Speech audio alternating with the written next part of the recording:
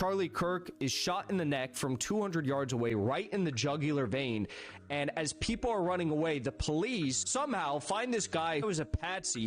He faked the whole thing to divert attention from the real shooter on the rooftop 200 yards away. Then we find out that the shooter managed to escape without a trace. No security camera footage. No one saw him on the campus. Moments after, though, the shooting takes place, you have Benjamin Netanyahu who comes out and tweets about this before anyone else, before Trump even, the personal friend of Charlie Kirk. Then a few moments later, you have Benjamin Netanyahu come out and say that I was speaking to Charlie Kirk 2 weeks ago. I invited him to Israel. What? You invited him to Israel after he was saying all these things about Mossad, about Gaza, about Iran, and he was getting all this flack for having Tucker Carlson and Dave Smith speak at TPUSA. All of your Hasbara agents were attacking Charlie Kirk, and you decided to stop your schedule, bombing 7 countries in the middle of this political crisis in your country, to have a conversation with Charlie Kirk, call him and say that he needs to come to Israel to kiss the wall again. And Benjamin Netanyahu had made a comment and made the announcement that Charlie Kirk had passed, that he was in fact dead, that Charlie has died. They made that announcement roughly 20 minutes after the shooting. Fact is now Bibi and the Israeli hard-right government has a mandate. I gotta be careful the way I say this. They're gonna try to ethnically cleanse Gaza. Yep. I mean, I don't use that term lightly, okay? They're talking about basically removing 2.5 million people from there, okay? And honestly, they have a mandate to go seek justice and revenge. They do. This idea that they need to have a truce or a peace treaty, that's morally crap after you see women and children be burned alive and dragged to the streets. But there are some serious questions here, Patrick. And let me tell you, my pattern recognition over the last 5 years has become pretty sharp. COVID, Maui fires, Epstein. When I see a story and it doesn't click, our guts are usually right. So I've been to Israel many times. The whole country's a fortress. When I first heard this story, I still have the same gut instinct that I did initially. I find this very hard to believe.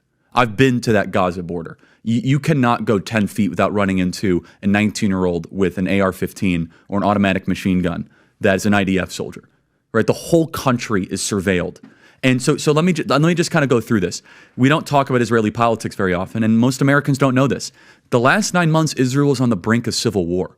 It's not an exaggeration. This judicial stuff, there were hundreds of thousands of Israelis taking to the streets because Bibi Netanyahu was basically redefining the Israeli constitution. That's not an exaggeration, right? He said the judicial branch has too much power. There were protests planned this week against Netanyahu, where they anticipated tens of thousands of people to take to the streets. That's all gone, Patrick. Netanyahu now has an emergency government and a mandate to lead. I'm not willing to go so far that saying that Netanyahu knew or there was intelligence here, but I think some questions need to be asked. Was there a stand down order? Was there a stand down order? 6 hours? I don't believe it. Israel's the size of New Jersey. When I took a helicopter ride from Jerusalem to the Gaza border, it's 45 minutes. Wow. 6 hours. They're live streaming the killing of Jews. Did somebody in the government say stand down? That is a legitimate, non-conspiracy question. And Jewish donors, they have a lot of explaining to do, a lot of decoupling to do, because Jewish donors have been the #1 funding mechanism of radical, open border, neoliberal, quasi-Marxist policies, cultural institutions, and nonprofits.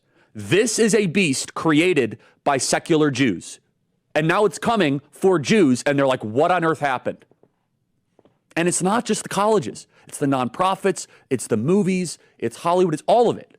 It's like time for you guys to wake up and say no more, draw a line in the sand. I don't care if you hate me. The behavior by a lot, both privately and publicly, are pushing people like you and me away. Not like we're going to be pro-Hamas, not like we're going to, but we're like, honestly, the way you are treating me is so repulsive. I have text messages, Megan, calling me an anti-Semite.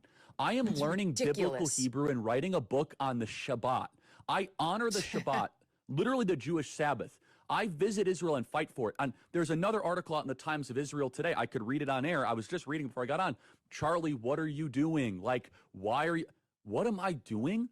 I'm sorry. Like, let's just take a step back here. Like, I'm an American citizen Yes, I want Israel to win. Yes, I'm a Christian. But like some of the mess, and you've seen how I've been treated, Megan, by some, not all, by some. No, it's very irritating. It's been almost so as if unfair. They were coming after you after Turning Point for, among other things, that you had Dave Smith there. Dave Smith is allowed to criticize Israel. You had both sides. The Israeli side was overrepresented. Though. No, you're not allowed to. It's even worse than that. Again, I just want to repeat for the 5th time. I love Israel. I want Israel to win. But my moral character is now being put into question, Megan. Not my decisions. Not like, hey, are you doing this? Is it smart or is it dumb? But no, I am a bad person if I do this. And I could go, I mean, you saw it, Megan. It was trending on Twitter, thousands of tweets and text messages. And if I were to be charitable and generous, I will say the people that are attacking me are in a hyper-paranoid state because they're at war, and war tends to make things black and white, and you're a hammer looking for a nail. So I'm trying to be charitable, Megan. Literally, I'm trying to cut as much slack as I can, right? Like, okay, what would it be like if all of a sudden I'm starting to see a pattern of behavior similar to what my grandparents saw in 1930s Germany online? How would I behave? So that's like my charitable kind of overcompensation spirit. At the same time, I'm like, but it's not defensible to be dumb, right? Yeah. So I want you to address one thing, and it's just the absurdity of it. Some of the internet rumors that somehow Israel is behind the Charlie Kirk murder, and I don't believe it for 1 second, but I want you to make a statement. It's so absurd. That's insane. That's insane. Israel also changes the orbit of the moon. Israel pushes the sun. I mean, the whole thing it's not only insane, I think it's so absurd, so stupid, and so ridiculous. You can't believe that people are saying this. They just found the perpetrator. They'll get to the bottom of this. But they go, they have no limits. When you hate Jews, when you hate the Jewish state, you're willing to say anything